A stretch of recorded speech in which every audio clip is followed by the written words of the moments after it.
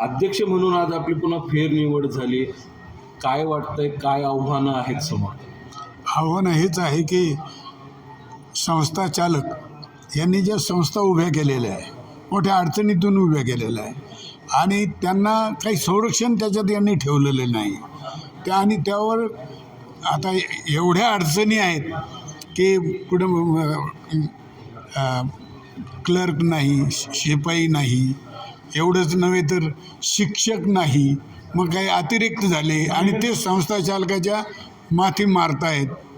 ज्यांनी की तिकडच्या शाळा बंद केल्या ते आता इकडं, आणि संस्था चालकाला विनंती राहील की हे अतिरिक्त शिक्षक घेऊ नये. ते सरकारचं काम आहे त्यांना सांभाळायचं. आणि जाणून बुजून कधी खेड्यातल्या इतके शिक्षक पाहिजे, इतके विद्यार्थी पाहिजे, नसतं तुमचे पोरं तर येतील कुठून? आता फॅमिली प्लॅनिंग आलं, इंग्लिश स्कूल सुरू झाल्या, याच्यामुळं या शाळेवर परिणाम होऊ लागलेले आहेत की विद्यार्थी कमी होऊ लागले, त्यामुळं शिक्षक अतिरिक्त होऊ लागलेले आहेत आणि शिकवण्याचा दर्जा जसा पाहिजे तसा होऊ नाही लागला. आणि शिक्षण हे आणि आता पूर्वी बी एड काही नव्हतं तरी शिक्षण शिकवत होते. आता त्याला चाळणी लावली की पुन्हा BEd करा, DEd करा, MAd करा आणि आता TET आलं. अजून पुढं काय येईल काही सांगता येत नाही. एवढ्या चाळण्या लावायचं म्हणजे की शिक्षणावर किंवा बहुजन समाजाचा शिक्षक विद्यार्थी तर शिकलाच नाही पाहिजे आणि शिक्षकही मिळाला नाही पाहिजे, अशा तऱ्हेची हे चालू आहे. आणि मोठ्या मेहनतीने शिक्षण संस्था चालक शिक्षण संस्था उभी करतात. काय आव्हान करणार असतं? त्यांना हेच करणार की चांगलं शिकवा, इमानदारीनं शिकवा आणि संघटित राहा. अन्याय झाला तर उभे राहा, ह्याच्यापेक्षा आम्ही काय सांगणार दुसरं. हे होते आपल्याबरोबर आज नवीन जे कार्यकारिणी जाहीर झाली, कार्याध्यक्ष आपल्याबरोबर होते, कार्याध्यक्ष आपल्याबरोबर होते. आपण आज त्यांच्या भावना जाणून घेतल्यात. पुन्हा आपण दुसऱ्या महिला पदाधिकाऱ्यांच्याही भावना जाणून घेणार आहोत. सर, संस्था चालक संघटनेतर्फे आज जेवढे संस्था चालक आहेत, शैक्षणिक संस्था चालवतात, त्यांची आज बैठक घेण्यात आली, नवीन कार्यकारिणी जाहीर करण्यात आली आणि आपल्यावर एक पुन्हा नवीन जबाबदारी टाकण्यात आली. काय सांगाल? आज 4 ऑगस्ट 2026 रोजी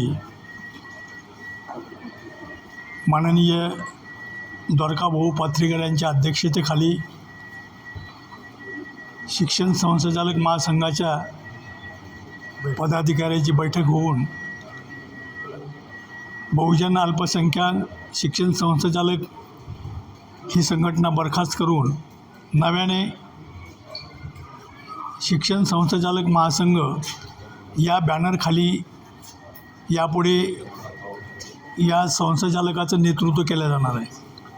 आज सर्वानुमते एकमताने द्वारकाभाऊंची अध्यक्ष म्हणून निवड झालेली आहे. कार्याध्यक्ष म्हणून माझ्यावर जबाबदारी टाकली. मी मधुकरराव भोळे गेल्या 40 वर्षापासून शैक्षणिक क्षेत्रात काम करत असताना शैक्षणिक क्षेत्रामध्ये गेल्या 2014पासून जे काही बदल होत आहेत ते संस्थाचालकासाठी खूप हानिकारक आहेत. ज्याच्यामध्ये सगळ्यात महत्त्वाचा विषय हा आहे की एकीकडं केंद्र सरकार मराठी भाषांना भाषिक भाषा म्हणून सन्मानित करतं आणि दुसरीकडं मराठी भाषांना जाचकाठी लावून त्या शाळा बंद कशा पडतील याचा देखील शासन विचार करत आहे. तर हे कुठंतरी थांबलं पाहिजे. कारण असं की मराठी भाषा ह्या महानगरपालिका, जिल्हा परिषद, झोपडपट्ट्या, आदिवासी एरिया, डोंगराळ भागा अशाच ठिकाणी चालतात आणि ह्या शाळा बंद करण्यापाठीमागं केंद्र आणि राज्य सरकारचं फार मोठं एक षडयंत्र आहे. तळागाळातला माणूस, वाड्या तांड्यावरचा माणूस हा शिकू नये भांडीत बसलं हाच त्यामागचा उद्देश आहे. कारण या सरकारने ठरवलं आहे की स्वयंअर्थसहाय्यामध्ये जो कोणी शाळा मागेल त्याला द्यायचं, कॉलेज मागेल, विद्यापीठ मागेल. कारण स्वयंअर्थसहाय्य ही अत्यंत खर्चिक आणि फार क्लिष्ट अशी शासनाची योजना आहे, ज्याच्यामध्ये शहरात जर तुम्हाला कॉलेज आणि शाळा काढायची असेल तर 1 एकर जागा त्याला आवश्यक आहे. नंतर इन्फ्रास्ट्रक्चर आणि एक शाळा किंवा कॉलेज काढायचं असेल तर किमान 10 कोटी रुपये लागतात.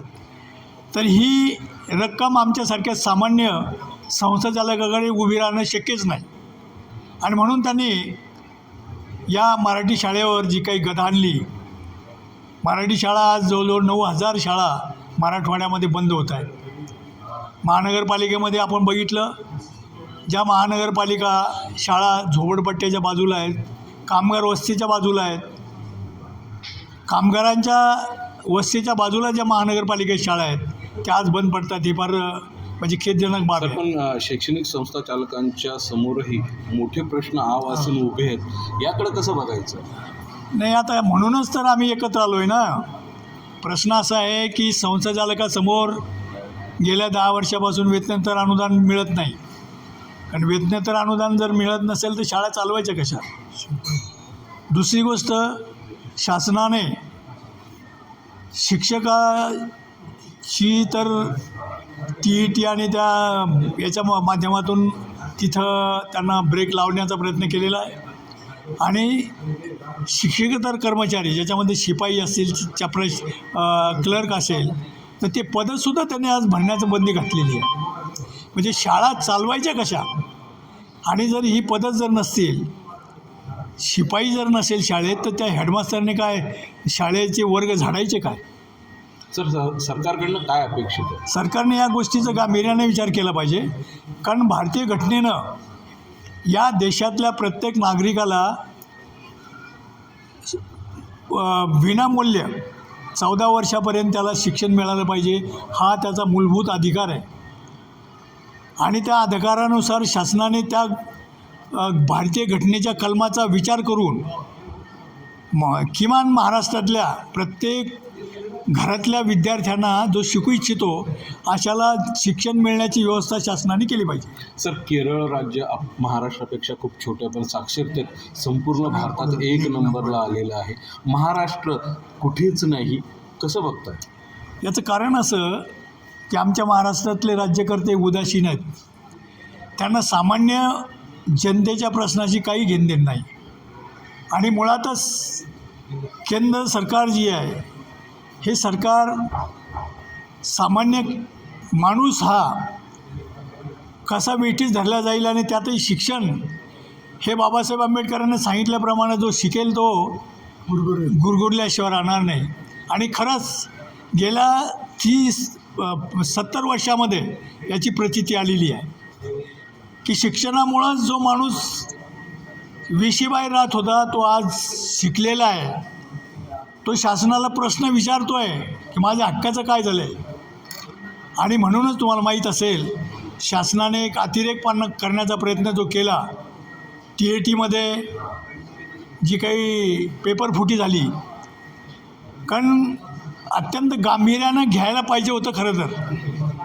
कारण ह्या परीक्षा जेव्हा जाहीर होतात तेव्हा सामान्य कुटुंबातला मुलगा एक आशा ठेवून असतो की मी त्या परीक्षेत पास होईल आणि त्या पदावर जाईल. त्यासाठी तो 1-1, 2-2, 3-3 वर्ष मेहनत घेतो. आणि आयत्या वेळी जर पेपर फुटत असेल तर त्याला होणारं दुःख हे कोणीच कल्पना करू शकणार नाही. सर, शिक्षण संस्था चालकांना काय आव्हान करणार? या बाबतीत शिक्षण संस्थाचालकांनी आता पुढं आलं पाहिजे. कुठेही शासनाची भीती न बाळगता आपल्या हक्कासाठी आणि भारतीय घटनेनं दिलेले जे अधिकार आहेत त्या अधिकाराच्या नुसार आपण यापुढे संघटितरित्या शासनाचे जे काही जाचक असे अटी असतील त्याला तोंड देण्यासाठी आपण सर्वांनी आपसातले मतभेद असतील ते बाजूला ठेवून एकत्र यावं. संघटितरित्या हे जे काही धोरण आहे मराठी शाळा बंद करणं, हे आम्ही संस्थाचालक जर एकत्र आलो आणि एक संघ जर झालो तर शासनाच्या या धोरणाला आम्ही विरोध करून ते हाणून पाडू शकतो. एवढं आजच्या प्रसंगी सांगतो.